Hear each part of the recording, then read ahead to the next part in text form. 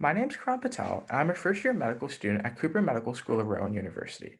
One of my research interests is assessing and helping to prevent burnout among medical professionals. Medical professionals have the highest rate of burnout compared to all other working professionals. The average rate of burnout for a physician is 49% compared to 28% for the general population.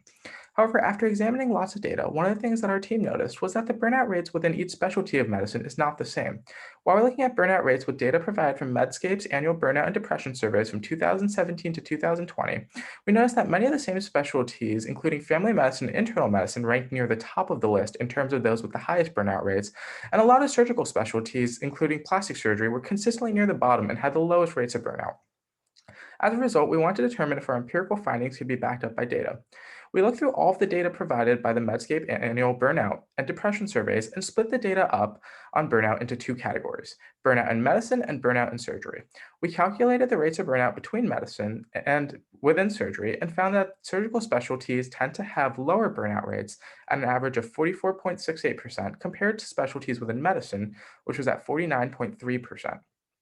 It was an odds ratio of 1.25 and a p-value less than 0.05. After we figured out that surgical specialties tend to have lower burnout rates, we wanted to determine exactly why they have lower burnout rates.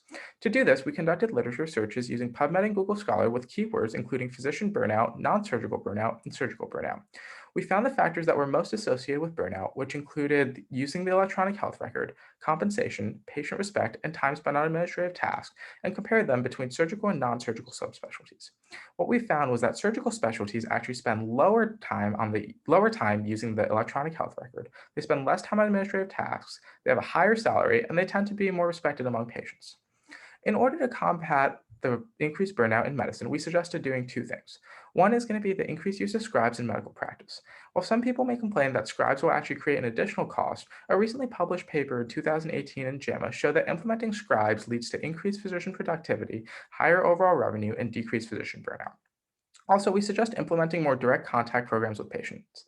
Today, much of medicine has become treating the data and not so much treating the patient. The patient misses a lot of what goes on behind the scenes in terms of their care. There are more patient-physician interactions, including increased face-to-face bedside rounds. The patient might see all of the things that the physician actually puts into their care and may be more appreciative of the physician going forward, which will help to reduce burnout. That concludes my presentation. Thank you very much.